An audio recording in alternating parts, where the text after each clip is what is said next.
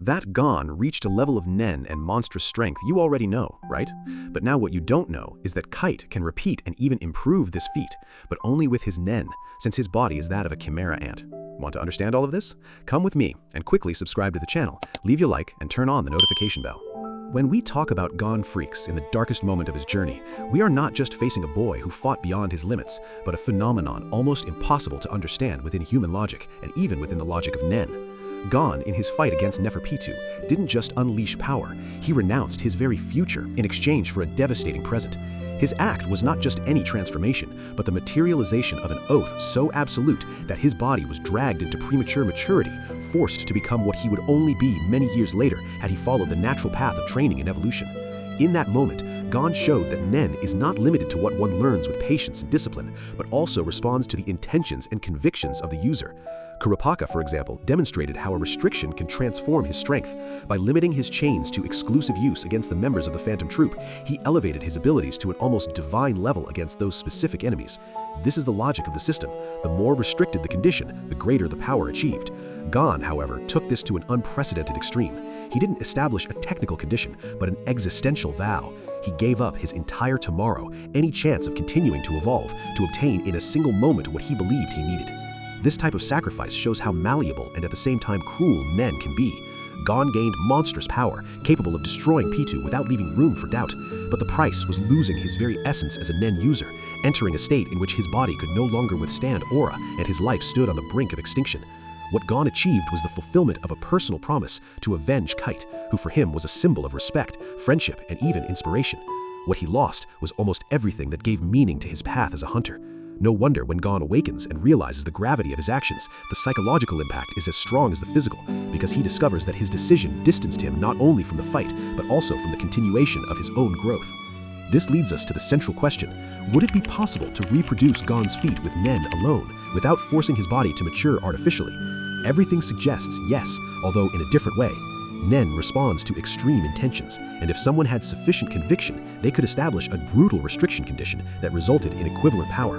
A hypothetical example would be swearing that their entire life, their entire aura, and all their potential would be consumed in a single fight. In this case, the aura could be elevated to an otherwise unattainable level, but the user would not need to alter their physical structure. However, the effect would be equally devastating. After use, there would be no future, only a body drained of vital energy.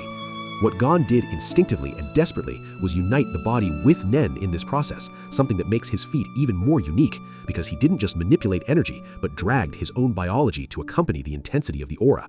When we compare with other users, we see that each one found distinct ways to deal with limitations and gains. Kurapaka transformed restrictions into precision weapons, sacrificing freedom to have power against a specific enemy. Hisoka, on the other hand, uses his creativity to extract from bungee gum an infinity of applications, but always within the logic of prolonging his survival and manipulating the fight in his favor. Miriam, as a chimera ant, is a case apart, since his very biology already granted him constant evolutionary potential, and his contact with Komugi showed that even his soul could transform.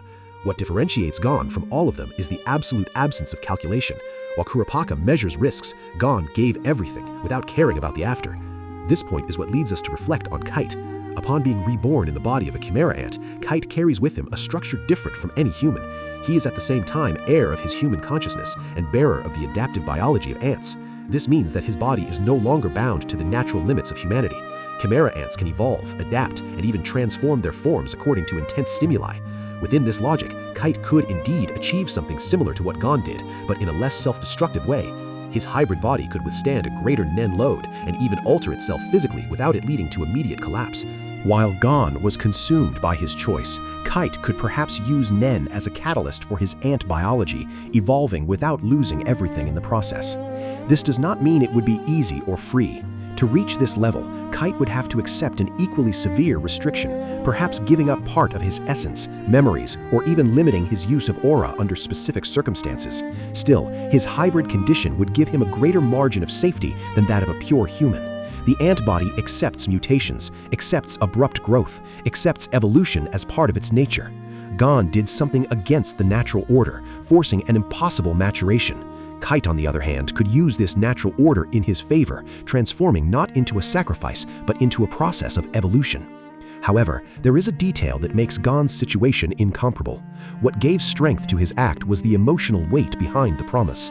He wasn't just trying to get stronger, he was sacrificing everything in the name of someone who meant a lot to him. This symbolic weight perhaps cannot be reproduced in the same way, not even by Kite. Nen responds to intentions, but also to context. Gon's hatred and pain created a unique trigger, which perhaps only worked because his soul was willing to be consumed. Kurapika, by imposing his chains against the Phantom Troop, did something similar on a smaller scale. He sacrificed part of his life in the name of vengeance, but even he still remained within calculated parameters. Gon didn't calculate, he simply gave himself. Hisoka also brings an interesting reflection in this debate. His relationship with Nen has always been directed towards survival and manipulating the fight. If he wanted, he could impose on himself an extreme restriction to gain absurd power in an instant, but his personality would not allow that sacrifice because he always thinks about the next fight. Gon, on the contrary, didn't think about the next one. He only wanted that moment, that victory, that end. That's why perhaps Gon is the only one capable of performing this feat exactly as it happened. Even so, the idea of someone reaching something similar using only Nen is not impossible. A user sufficiently desperate and convicted could establish a devastating vow, such as swearing to use all their aura at once or promising to die after defeating an enemy. This would create an instant release of energy comparable to what Gon did. The difference is that Gon didn't just release energy, he physically transformed, maturing decades in seconds. This fusion between body and aura is what makes his case unique. When we think about the future, it's interesting to imagine what would have become of Gon if he hadn't been saved by Aluka.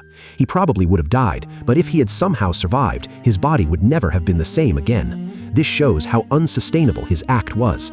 Kite, on the other hand, in his new body, might perhaps be able to sustain something like this, even if only temporarily. He could remodel himself, evolve to face a higher-level enemy, and then return to a less intense state. This possibility comes precisely from the fusion between humanity and chimera biology. Deep down, Gon showed the most brutal face of Nen, that power comes at the price of the soul. He won the victory against Pitu, but he paid with his future. Other users indeed can reach equivalent peaks of power with restrictions, but hardly in such a visceral way. What Gon did was an act of self-immolation, a flame that burned brighter than any other, but that extinguished almost in the same instant. Kite, on the other hand, represents the possibility of continuous evolution, of transformation without extinction. Gon sacrificed, Kite can transcend. This difference is perhaps the most important lesson left by the Chimera Ant arc. Nen is not just technique, not just training, but the ultimate expression of will. Gon used his will to destroy everything in front of him and also himself. Kite can use his to evolve beyond limits, merging his human essence with the mutable nature of an ant. What unites the two is the promise. Gon fought for Kite, and Kite now carries within himself the mark of having been saved and reborn through that same sacrifice. In the end, the question is not only whether someone could repeat what Gon did with Nen, but whether someone would have the same courage to give up everything without hesitation. Gon's power didn't come only from Nen, but from his absolute decision, and perhaps that is what makes his transformation something that can hardly ever be equaled, even in a world where the possibilities of Nen seem infinite.